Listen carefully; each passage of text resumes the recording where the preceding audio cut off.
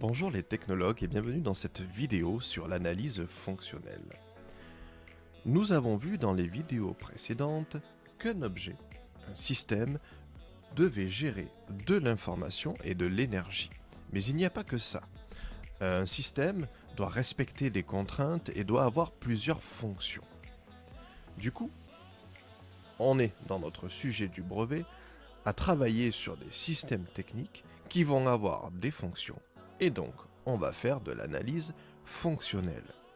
Concrètement, dans un sujet, cela peut ressembler à ça, c'est-à-dire un tableau dans lequel vous allez retrouver des fonctions et aussi des solutions. Il va donc falloir qu'on définisse certains éléments. Tout d'abord, on va essayer de définir ce que sont les différentes fonctions qui existent. On va essayer de déterminer ce qu'est une solution et quels sont les critères de choix que l'on doit faire pour ces solutions. Au niveau des fonctions, ce qu'il faut savoir, c'est que toutes les fonctions doivent s'écrire en commençant par un verbe à l'infinitif. Par exemple, une voiture doit être rapide. Un téléphone doit être autonome en énergie. Donc à chaque fois, j'essaie de commencer par un verbe à l'infinitif. Il y a trois fonctions différentes, la fonction d'usage, la fonction technique et la fonction d'estime. Commençons d'abord par la fonction d'usage. La fonction d'usage peut être parfois aussi appelée besoin. Et on essaie de travailler sur le besoin et la fonction d'usage depuis la 6e. Vous devez donc vous rappeler que la fonction d'usage, c'est la raison pour laquelle on a créé ce système, ou cet objet. Parfois, on a aussi parlé d'objet technique. D'accord ? Moi, je vais parler de système, puisqu'on est dans la préparation du brevet, donc on va parler de système. La question que l'on se pose pour trouver la fonction d'usage ou le besoin est pourquoi est-ce que l'homme a inventé ce système ? Et en se posant cette question, on arrive à trouver assez facilement la fonction d'usage. Je vous conseille de rester simple. La fonction suivante, c'est la fonction technique. Un système, comme vous avez dû le comprendre, a forcément différentes fonctions techniques. C'est tout simplement ce qu'il doit faire, quels sont les services qu'il doit rendre et à quoi il sert. Donc il peut y en avoir plusieurs. Ces fonctions techniques s'associent et se complètent et permettent de réaliser au final la fonction d'usage. On donnera des exemples tout à l'heure pour que vous y voyez un peu plus clair. Donc ça, ce sont les fonctions techniques. Dernière fonction dont on va parler, la fonction d'estime. Alors la fonction d'estime est assez simple à trouver, c'est tout ce qui est lié au goût de l'utilisateur, à l'esthétique de l'objet ou du système. Être joli, être beau, plaire, sont des fonctions d'estime. Ce qu'on appelle une solution technique, c'est ce qui permet de réaliser la fonction.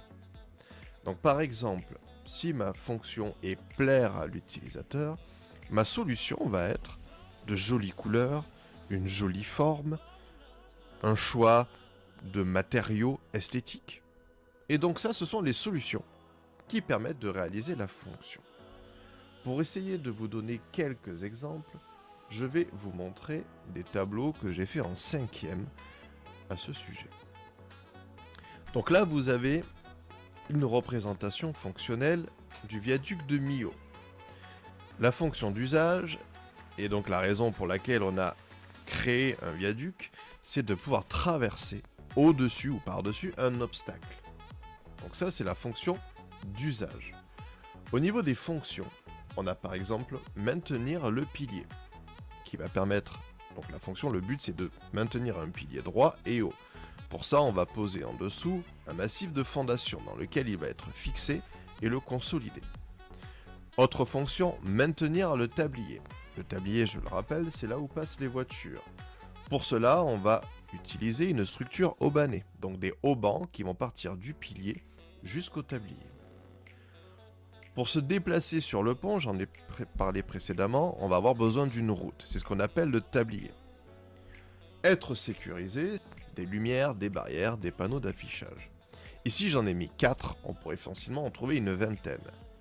Je n'ai pas mis par exemple la fonction d'estime. Si je devais mettre une fonction d'estime, ce serait être joli, Et dans ce cas-là, la solution, ce serait tout d'abord la forme, la hauteur, mais plus précisément, ce pont, on a décidé par exemple de lui donner une légère courbe au niveau du tablier pour qu'il puisse être admiré n'importe où sur la route. Donc, une des fonctions d'estime, ce serait la forme du tablier arrondi, légèrement arrondi évidemment, qui permet d'admirer le pont. Moi, en classe, j'ai pour l'habitude de vous donner ce genre de schéma, où l'on retrouve le besoin ou fonction d'usage, les fonctions et les solutions techniques. Par conséquent, vous comprenez un peu mieux l'exercice du brevet que je vous ai montré tout à l'heure, ici, où on vous demande d'associer les fonctions avec des solutions. Donc, être autonome en énergie, en général, on va y mettre une batterie. Alors, je préviens, ce n'est pas à inventer. Pour compléter ce type de tableau, on va chercher l'information dans les documents, ressources, qui sont mis dans le sujet. Pour recharger, on va certainement avoir un système pour brancher la batterie. Capteur d'obstacles, la fonction associée à cette solution, ça va être détecter des obstacles. Et les deux derniers sont déjà complétés. Donc vous voyez, à chaque fois, on a bien un verbe à l'infinitif dans les fonctions, et on a à chaque fois une solution qui lui est associée. Donc, au niveau des exercices possibles au brevet, on va généralement trouver compléter une représentation fonctionnelle, comme je viens de vous le montrer, mais aussi argumenter sur des choix de solutions techniques. Effectivement, vous allez parfois trouver, comme ici, des tableaux avec différentes solutions et des caractéristiques qui leur sont associées. Ça peut être une consommation d'énergie, un poids, une couleur, un prix, et en fonction des solutions que vous avez et des critères définis dans le sujet, vous allez devoir argumenter sur quelle solution vous choisiriez et pourquoi. Pour vous aider un peu, j'ai essayé de répertorier quels étaient les probables critères de choix d'une solution technique. Donc les critères de choix d'une solution technique. Tout d'abord, j'ai pensé à la contrainte technique. Par exemple, le poids, la taille, l'environnement dans lequel va exister et s'exécuter le système. Ce sont des contraintes, c'est-à-dire qu'on a besoin d'avoir un objet léger, je vais prendre la solution avec le poids le plus faible. Peu encombrant, la taille la plus faible, étanche, qui va résister à l'eau. Donc ça, ce sont des contraintes techniques liées tout simplement au choix technique que l'on fait sur l'objet. Les contraintes financières, tout simplement, on peut avoir un budget limité. Et donc, les coûts des solutions ne sont pas les mêmes. On va avoir des solutions chères, des solutions peu chères. Et en fonction du budget que l'on a et des choix financiers que l'on fait, on va choisir une solution ou une autre. Ensuite, il y a la contrainte hiérarchique. Donc par exemple, il y a des systèmes où l'on va donner la priorité sur l'esthétique par rapport aux techniques. Dans ce cas-là, on va choisir des solutions plus abouties dans l'esthétique que dans le technique. Ce sont des contraintes que j'ai appelées hiérarchiques. La dernière contrainte qui me semble importante et que vous risquez de fortement rencontrer dans un sujet, ce sont les contraintes liées sur l'impact écologique. En effet, parfois, on va essayer de choisir des solutions qui vont avoir un impact plus faible sur l'environnement que d'autres.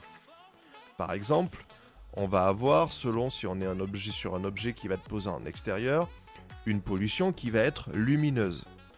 Si on veut avoir un impact faible sur les animaux aux alentours, on va choisir une solution qui va avoir le moins de luminosité par rapport à une autre. On va essayer de choisir une solution qui va, lorsque l'on va créer cette solution, avoir moins d'impact sur l'environnement lors de sa fabrication.